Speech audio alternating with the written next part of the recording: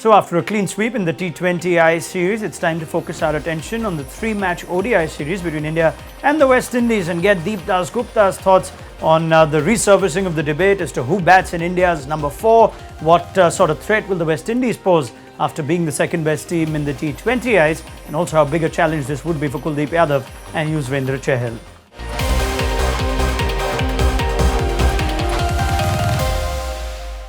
Right, Deep, let's start with this West Indies side actually. We thought there'd be a bigger force in the T20Is. That didn't happen, and as we look at their record against India and the last 5 bilateral ODI series between these two teams, and we'll see the West Indies have lost all 5 of them, winning just the 5 games out of 14 in the process. We'll have to go a long way back for the last time that the West Indies beat India in a bilateral ODI series in 2006. So I guess the question first up is, can the West Indies really pose a threat or a challenge to India in the 50-over format? Well, they definitely can pose a threat, but I still go with India as favourites before the series starts, because I think Indian team is more rounded. They have better players. As far as West Indies, their strength is their batting, and we saw the batting struggling in the T20 series. In ODIs, the bowling does not have enough penetration. That's what I believe. I don't think they have enough match-winning bowlers, wicket-taking bowlers. So their bowling will always struggle in the longer formats. But their batting is not firing, and we saw that in T20. So that's a little scary as far as the series is concerned from the Windies' perspective.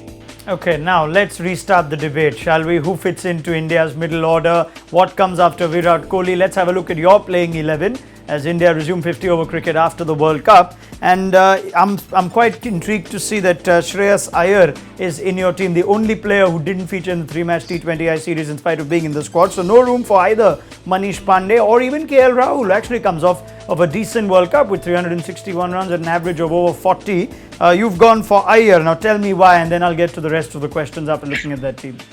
Right, Ronak, your interrogation starts, and let's go with KL Rahul. Listen, I like the idea of KL Rahul at 4. I thought he did well at number 4 in the World Cup the first couple of games when Shikhar was still available and playing. But in the long run, I think Shreyas Iyer needs to have a go. You need to have a look at Shreyas Iyer because I think he's a middle order batsman, even though KL Rahul has done well, and I think he can do the job at number 4. But I still don't think it's a long-term solution at number 4, KL Rahul. You still would want KL Rahul to open, and I'm not too sure Shikhar Dhawan, the way he's batting and his form's been up and down right through the last couple of years now.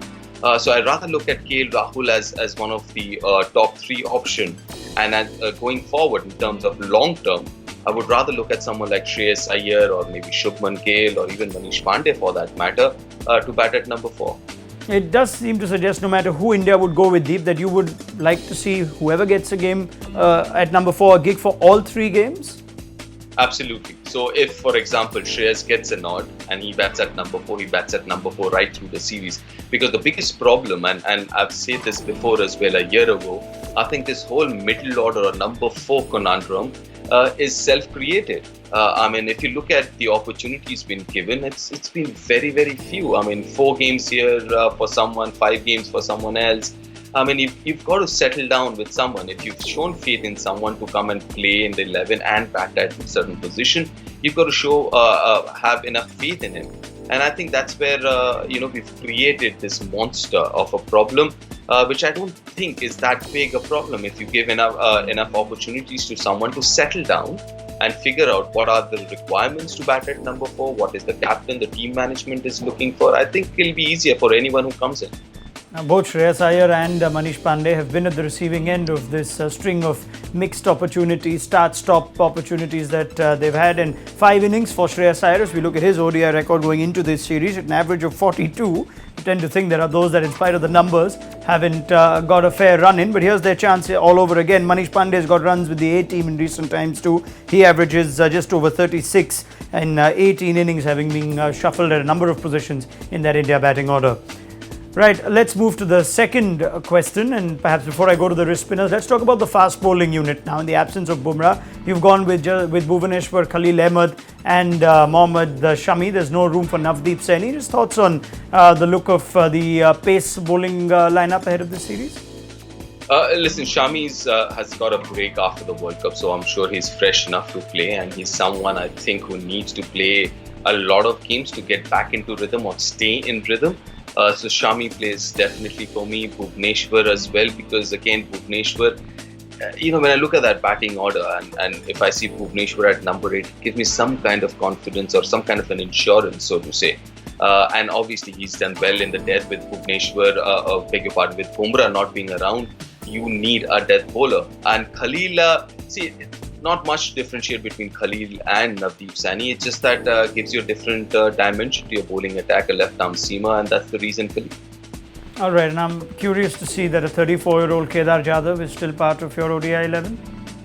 Yes, because if you picked him, you might as well play him. Because as far as I see it, I mean, this series is massive for someone like Kedar Jadhav. I think it's about time you've got to take a call with Kedar. He's old enough to be a senior player, which he is, and he's matured enough to carry the team as far as the middle order is concerned or low middle order is concerned. So if he's ready for it, very good. If he's not, then I think it's time to close that chapter and move on. All right, now it could also turn out to be a big series to make a mark for the two wrist spinners whose steam and sizzle just seems to have worn off in international cricket over the last year or so. And we're looking at their performance in the World Cup, Kuldeep Yadav and Yuzvendra Chahal, both of whom didn't feature in the T20Is. And you had Kuldeep Yadav finding his way out of the Indian 11 towards the end of the World Cup, like he did for KKR in the IPL. Before that, an average of 56 in the 7 matches that he played. Yuzvendra Chahal too, with 12 wickets in 8 matches at an average of just under 37. Big series this for the two wrist spinners to just find their mojo again. Otherwise, you never know, those selectors you mentioned maybe looking at other options. The issue is without Hardik being around, it'll be very difficult to play both of them together. If Hardik's around, then you can actually play both of them together. But now it's going to be difficult. It's either going to be Chahal or Kuldeep.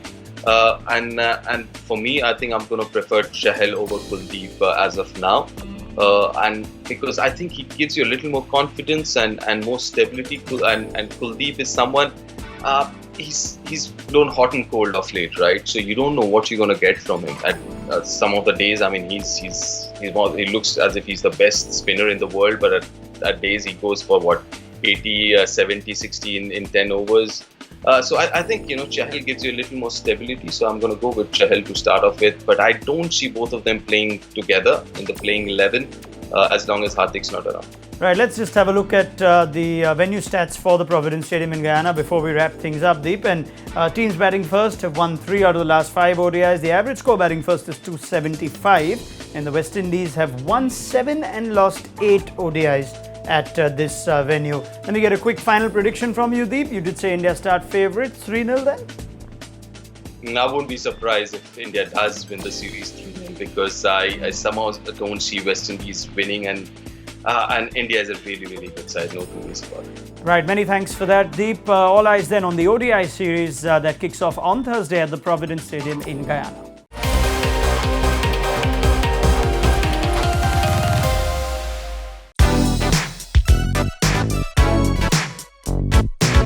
Don't forget to like, share and subscribe and leave your comments in the comment section below. Click on the bell icon for notifications.